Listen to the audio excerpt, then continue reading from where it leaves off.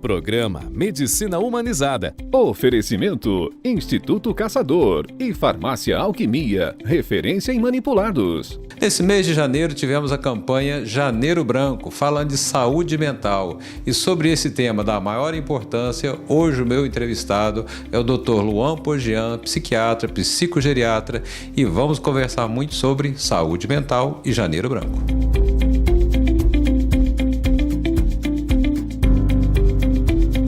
Hoje recebo aqui no programa para uma entrevista, para uma conversa, o Dr. Luan Pogian, psiquiatra, psicogeriatra, trabalha aqui com a gente no Instituto e veio falar um pouco sobre o Janeiro Branco. Dr. Luan, é um prazer recebê-lo aqui. Prazer é meu, muito obrigado pelo convite. Dr. Luan, o que é o Janeiro Branco? Por que dessa campanha? O Janeiro Branco é uma campanha de saúde mental. Ela foi inicialmente idealizada por um grupo de psicólogos de Uberlândia e nasceu em 2014. Então nós já estamos na 9ª edição esse ano. E é uma campanha que visa justamente falar sobre saúde mental. É uma campanha que visa criar uma cultura de saúde mental. E aí estimula um debate público mesmo, na sociedade, em casa, no trabalho, com os nossos governantes. Visa um diálogo aberto em prol da saúde mental, em busca de prevenção, em busca de proteção, em busca de promoção de saúde mental. E aí o janeiro tem toda uma simbologia, porque janeiro, a origem do nome janeiro vem de Janus, que é um deus da mitologia romana, que é um deus da transição, um deus das passagens, das aberturas e fechamentos de ciclos. E a cor branca foi pensado porque justamente em cima de uma folha branca ou de uma tela branca, a gente pode redesenhar a nossa história, ressignificar, rabiscar, e aí a gente pode construir uma história nova. Como a pandemia impactou os transtornos mentais? Influenciou muito, Dr. Pedro.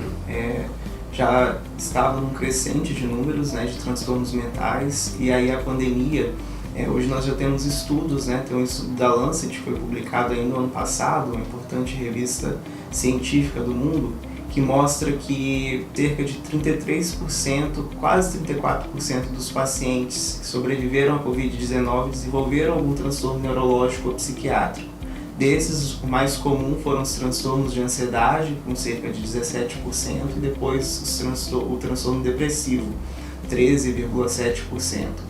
E aí vem o questionamento, por que desse adoecimento todo? Então existem diversas teorias. A primeira delas é o impacto do próprio vírus no sistema nervoso central. É muito comum no consultório, deve acontecer com o senhor também, os pacientes chegarem e falarem assim, olha, depois que eu tive Covid, minha memória está muito fraca, fiquei mais depressivo, fiquei mais ansioso. Então isso é muito comum. E aí, pelo impacto do coronavírus direto no sistema nervoso central e os impactos diretos da pandemia mesmo, Impacto, todos nós tivemos algum parente, algum amigo, algum conhecido pelo menos que ficou internado, que ficou grave ou que faleceu mesmo por conta da pandemia, e isso gera um medo disso acontecer com a nossa família, com a gente mesmo. Também o impacto do isolamento, quantos idosos deixaram de ver seus familiares, de ver seus netos, quantas pessoas deixaram de sair, de frequentar ciclos sociais mesmo. As empresas estimularam o home office, muitas pessoas não tinham condições de fazer home office por não ter ambiente adequado em casa. E aí as pessoas em home office passaram a se alimentar de forma inadequada, consumindo o que estava mais fácil, que estava ao alcance. Esse alcance muitas vezes é fast food. O padrão de sono também mudou. Trabalho em home office muitas vezes não teve uma disciplina, as pessoas achavam que poderiam trabalhar à noite, que o horário era mais produtivo e passaram a trabalhar em horários alternativos. A atividade física também ficou muito comprometida, deixaram de frequentar a academia, em casa não faziam uma ginástica, um exercício adequado. Tivemos também o alto consumo de álcool, o consumo de álcool durante a pandemia piorou muito. As estatísticas sobre venda de bebidas mostram isso. Consumos de medicamentos também, sem orientação médica, benzodiazepínicos e outros medicamentos para tratar o sono. E isso tudo foi impactando de forma negativa e contribuiu para todo esse adoecimento que a gente tem observado. Perfeito. Realmente, saúde mental é um grande problema, virou um problema maior ainda muita gente com isso e também ganhando uns quilinhos a mais nessa pandemia. Muita gente também, essa coisa de comer muito, bebida alcoólica, sedentarismo, também refletiu aí. Bom, sobre isso conversamos no próximo bloco. É só o tempo de tomar uma aguinha. Mulheres são mais propensas a desenvolver as síndromes pós-Covid. Mito ou verdade? Verdadeiro. Não se sabe exatamente por quê, mas estudos estatísticos mostraram que de cada 10 casos de pós-Covid, 7 acontecem em mulheres.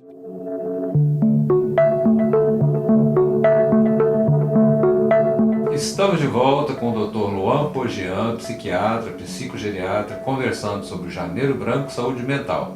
Mas antes, quero chamar a nossa parceira Raigna, da Alquimia.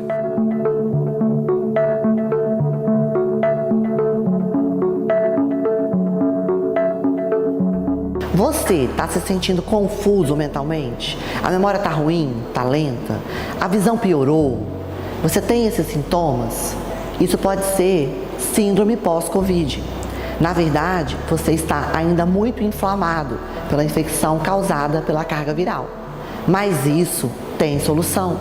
Você precisa procurar um especialista, um médico, que saiba conduzir o tratamento para te desinflamar.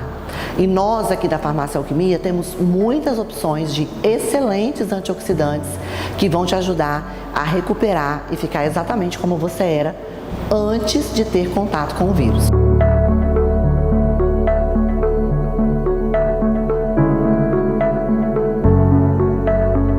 Obrigado, Raigna. Dr. Luan, podemos considerar a saúde mental como um problema de saúde pública? Sem dúvida. O Brasil hoje já está em primeiro lugar no ranking de prevalência de transtornos de ansiedade, primeiro lugar no mundo. O segundo lugar das Américas em relação a transtorno de depressão, perdendo apenas os Estados Unidos. Então nós já somos mais de 19 milhões de pessoas com transtornos de ansiedade, mais de 12 milhões depressivos e a triste marca de 32 suicídios por dia. Então nós vivemos um país com sérias perversões políticas, vivemos em um país onde as desigualdades sociais são muito grandes, onde o acesso ao emprego, à renda, até mesmo aos serviços públicos de saúde não estão sempre disponíveis, a educação, a informação, então tudo isso contribui. O acesso aos serviços públicos de saúde tem que ser debatidos, principalmente porque se já é difícil acessar um serviço público de saúde, imagina um serviço de saúde mental. Além do governo, as empresas podem e devem fazer alguma coisa pela saúde mental dos funcionários? Sem dúvida. Uma outra categoria diagnóstica que tem aumentado muito na psiquiatria, e aí a CID-11, a Classificação Internacional de Doenças, em sua 11ª edição, que está sendo publicada, traz, que é o burnout. Burnout nada mais é do que ele vem categorizado como um fenômeno ocupacional. Ele tem 3 dimensões. Em primeiro lugar, a pessoa começa a ter uma sensação de exaustão, de fadiga, de cansaço. Em segundo lugar, começa a desenvolver pensamentos negativos em relação ao trabalho, um certo distanciamento afetivo e, em terceiro lugar, uma queda de desempenho no trabalho. E aí, como fatores de risco para o burnout, a gente tem características ambientais e características do próprio indivíduo. E essas características ambientais, muitas vezes, as características da própria empresa. Então, empresas que trabalham com muito ruído, ou que não têm condições adequadas de trabalho, ou extremos de temperatura, ou turnos muito grandes, né? E aí as características individuais também, pessoas que já têm depressão, ou que já têm um transtorno de ansiedade, ou que já fazem uso de substância, pessoas que se cobram muito, que são muito competitivas, ou que têm uma tolerância à frustração mais baixa, estão mais propensas a desenvolver o burnout. E aí para a empresa é muito importante que os seus funcionários não desenvolvam o burnout, né? Os gestores têm que cuidar da saúde mental dos funcionários. E aí é importante que elas estejam abertas ao diálogo, que convidem profissionais da saúde mental para ministrar palestras, para conversar sobre saúde mental.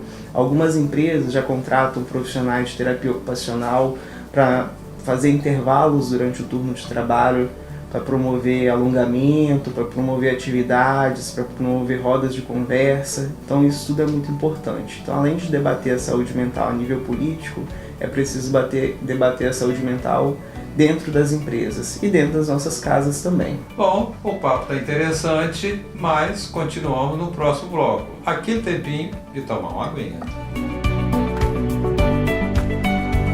Uma seguidora me pergunta: doutor, vitamina D está em 10, está muito baixa? Tá sim, tá muito baixa, é bom corrigir isso. Meu Instagram sempre tem essa caixinha aberta, Dr. Pedro Responde.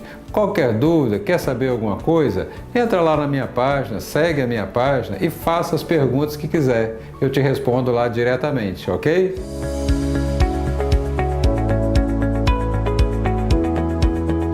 Continuando nossa conversa aqui sobre saúde mental, queria aproveitar a presença do Dr. Luan aqui para esclarecer algumas coisas para a gente.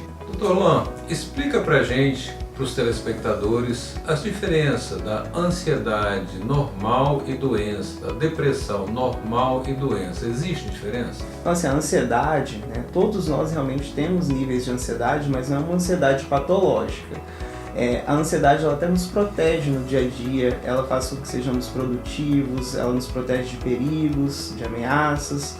Porém, em algum momento, a gente começa a ficar preocupado demais, uma preocupação muito excessiva, né? Então, o evento vai acontecer daqui 1 a 2 semanas, a gente já começa a dormir mal, a gente não consegue parar de pensar nisso.